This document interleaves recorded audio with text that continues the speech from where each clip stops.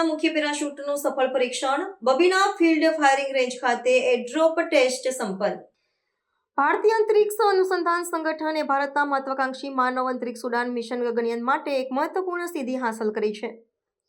ઇસરોએ 3 November 2025ના રોજ ઉત્તર પ્રદેશના ઝાંસી સ્થિત બબીના ફિલ્ડ ફાયરિંગ રેન્જ ખાતે ગગનયાનના ક્રૂ મોડ્યુલ માટે મુખ્ય પેરાશૂટની એકીકૃત એરડ્રોપ ટેસ્ટ સફળતાપૂર્વક પૂર્ણ કરી છે.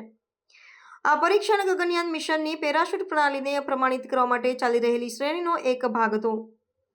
આ પરીક્ષણ માટે ભારતીય વાયુસેનાના IL-76 વિમાનનો ઉપયોગ કરીને ક્રૂ મોડ્યુલના સમકક્ષ વજન ધરાવતા એક નમૂનાને 2.5 કિલોમીટરની ઊંચાઈ પરથી નીચે છોડવામાં આવ્યો હતો. ઇસરોએ જણાવ્યું કે પેરાશૂટ પ્રણાલીએ યોજના મુજબ જ કાર્ય કર્યું. તમામ ક્રમબદ્ધ પ્રક્રિયાઓ દોષરહિત રીતે પૂર્ણ થઈ અને પરીક્ષણ માટેનો નમૂનો સ્થિરતાપૂર્વક અને સુરક્ષિત રીતે જમીન પર ઉતર્યો, જે પેરાશૂટની ડિઝાઇનની મજબૂતીને સાબિત કરે છે.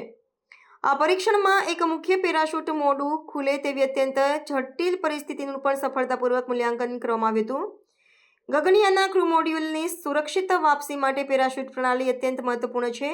આ પ્રણાલીમાં કુલ 10 પેરાશૂટનો સમાવેશ થાય છે, જેમાં 3 મુખ્ય પેરાશૂટ છે.